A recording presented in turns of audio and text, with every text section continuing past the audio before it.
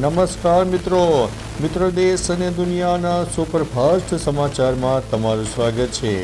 બિહારથી સૌથી મોટા સમાચાર। મૈથિલી ઠાકુરે વધુ એક રેકોર્ડ બનાવ્યો છે। બિહાર ચૂંટણી જીતનાર સૌથી નાની ઉંમરના ધારાસભ્ય મૈથિલી ઠાકુરે વધુ એક રેકોર્ડ બનાવી દીધો છે। તે 21મી સદીમાં જન્મેલી ભારતની પહેલી ધારાસભ્ય છે। તેનો જન્મ 25 જુલાઈ 2000ના રોજ થયો હતો। દેશના અત્યાર સુધીના તમામ ધારાસભ્યો અને સાંસદો 19મી અને 20મી સદીમાં જન્મેલા છે। વધુમાં તે કોઈ પણ રાજકીય પૃષ્ઠભૂમિ વિના ચૂંટણી લડનાર પ્રથમ ધારાસભ્ય બની ગયા છે। મિત્રો, અન્ય મહત્વના સમાચારની વાત કરીએ તો છત્તીસગઢમાં મોટી અથડામણ, 3 ઇનામી નક્સલીઓને ઠાર કરવામાં આવ્યા છે। છત્તીસગઢના સુકમા જિલ્લામાં રવિવારે સવારે સુરક્ષા દળોની મોટી સફળતા મળી છે। ભેજી ચિંતા ગુફા સરહદ પર તુમાલપાડ જંગલમાં ડીઆરજી સાથેની અથડામણમાં 15 લાખ રૂપિયાના ઇનામી 3 નક્સલીઓને ઠાર કરવામાં આવ્યા છે। માર્યા ગયેલામાં માળવી દેવા ઉપરાંત જન મિલિશિયા કમાન્ડર, સ્નાઇપર સ્પેશિયાલિસ્ટનો પણ સમાવેશ થાય છે, જે એએસપી આકાશ રાવની હત્યાનો માસ્ટર માઇન્ડ હતો। સુરક્ષા દળોએ હથિયારો પણ જપ્ત કર્યા છે। અન્ય મહત્વના સમાચારની વાત કરીએ તો રખડતા શ્વાને 10થી વધુ લોકો અને 20 પશુઓને બચકા ભર્યા। જૂનાગઢ જિલ્લાના માગરોળ તાલુકાના બાટ ગામમાં રખડતા શ્વાનનો આતંક જોવા મળ્યો। રસ્તે રખડતા શ્વાને 10થી વધુ લોકો ઉપર હુમલો કર્યો, જેના મોટા ભાગના વૃદ્ધો હતા। આ ઉપરાંત આ શ્વાને આશરે 20 જેટલા પશુઓને પણ બચકા ભર્યા છે। શ્વાનના હુમલાને કારણે ઈજાગ્રસ્ત થયેલા તમામ લોકોને તાત્કાલિક સરકારી હોસ્પિટલમાં સારવાર માટે ખસેડવામાં આવ્યા છે। મિત્રો, અન્ય મહત્વના સમાચારની વાત કરીએ તો અજાણ્યા વ્યક્તિને લિફ્ટ આપતા પહેલાં થઈ જાઓ સાવધાન।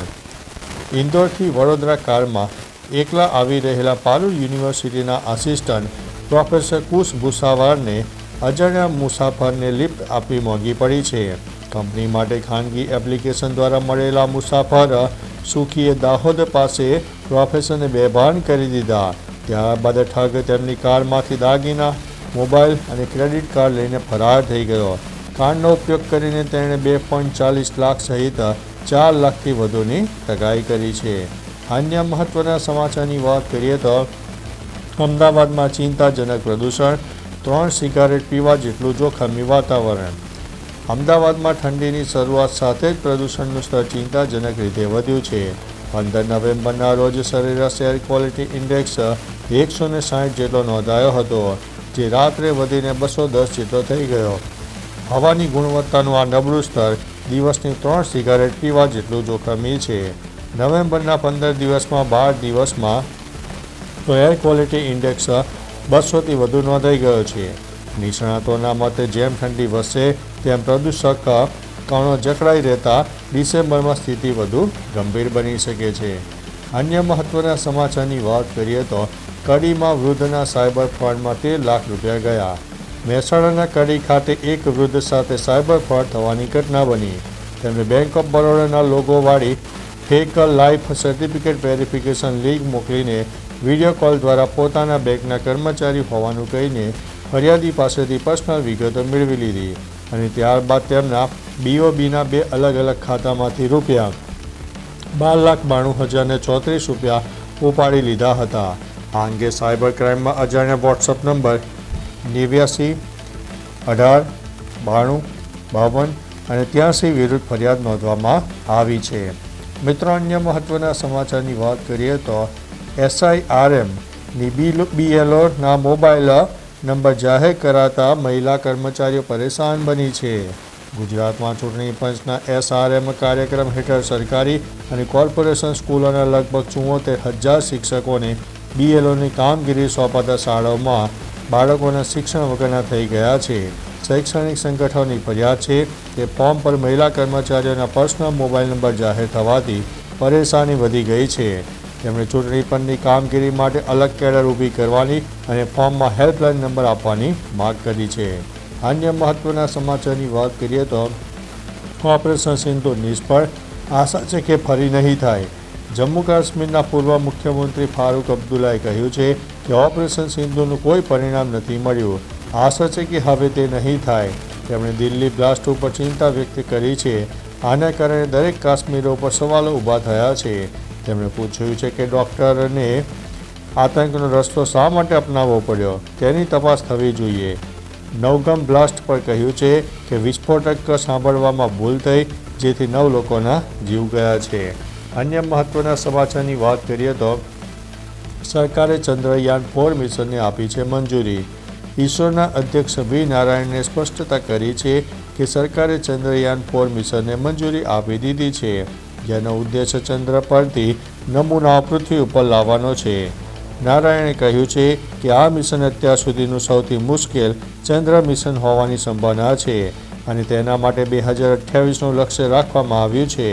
આ સફળતા માટે ભારત ચંદ્ર પરથી નમૂનાઓ પરત લાવનારા અમેરિકા, રશિયા અને ચીન જેવા દેશોની યાદીમાં સામેલ થઈ જશે. અન્ય મહત્વના સમાચારની વાત કરીએ તો શેર બજારમાં કમાવાની લાલચે પૈસા ગુમાવ્યા. હિંમતનગરના યુવક શેર બજારમાં રોકાણ કરવાની લાલચે લાખો ખોવાનો વારો આવ્યો છે અને છેતરાઈ પણ ગયો છે.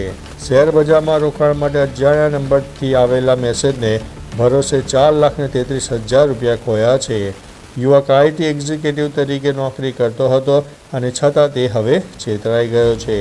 સમગ્ર મામલે પોલીસે અજાણ્યા નંબર વિરુદ્ધ ફરિયાદ નોંધીને તપાસ હાથ ધરી છે.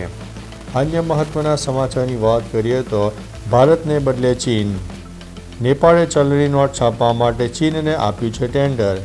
ભારતના મુખ્ય સહભાગી દેશ તરીકે લાંબા સમય સુધી રહ્યા પછી નેપાળે હવે પોતાનું ચલણ છાપવા માટે ચીન તરફ વળ્યું છે. નેપાળ રાષ્ટ્રીય બેંકે ₹1,000ની 43 કરોડ નોટ છાપવાનું ટેન્ડર ચીનની CBPMC કંપનીને આપ્યું છે. અગાઉ 1945થી 1955 સુધી નેપાળની નોટ ભારતની નાસિક સ્થિત સિક્યુરિટી પ્રેસમાં છપાતી હતી. નેપાળ ઉપરાંત શ્રીલંકા, બાંગ્લાદેશ અને થાઇલેન્ડ જેવા દેશો પણ હવે ચીનમાં ચલણ છપાવે છે. અન્ય મહત્વના સમાચારની વાત કરીએ તો માણસામાં ઠાકોર સમાજના સંમેલનમાં રાજકીય ગરમાવો જોવા મળ્યો. ઋષિ ભારતી બાપુએ અલ્પેશ ઠાકોરને નાયબ મુખ્યમંત્રી ન બનવાથી પોતાને ખૂબ દુઃખ થયું હોવાનું જાહેરાત જણાવી છે. ત્યાં અપેક્ષા રાખી છે કે અલ્પેશને આ વખતે નાયબ મુખ્યમંત્રી પદ મળશે. બાપુએ સમાજને તીખી સલાહ આપી છે કે ક્ષત્રિય ઠાકોર સમાજ વ્હાઇટ કોલર ગુલામી કરી રહ્યો છે. અન્ય મહત્વના સમાચારની વાત કરીએ તો એજાજ ખાને ક્રાઇમ બ્રાન્ચમાં હાજર રહીને માફી માંગી છે. અભિનેતા એજાજ ખાને સલમાન લાલાના મૃત્યુ બાદ વાંધાજનક વિડીયો અપલોડ કરવા અને ટિપ્પણી કરવાના મામલે મધ્યપ્રદેશની ઇન્દોર ક્રાઇમ બ્રાન્ચ સમક્ષ હાજર થઈને માફી માંગી છે. ક્રાઇમ બ્રાન્ચે તેમનો મોબાઈલ જપ્ત કર્યો છે અને તેમની 3 કલાક સુધી પૂછપરછ પણ કરી હતી. એજાજ ખાન વિરુદ્ધ નોંધાયેલા કેસમાં તેમની આ ઔપચારિક હાજરી પણ જોવા મળી છે. તો ચાલો મિત્રો, ફરીથી દેશ અને દુનિયાના સુપરફાસ્ટ સમાચાર લઈને મળતા રહીશું. ત્યાં સુધી અમને રજા આપશો. નમસ્તે.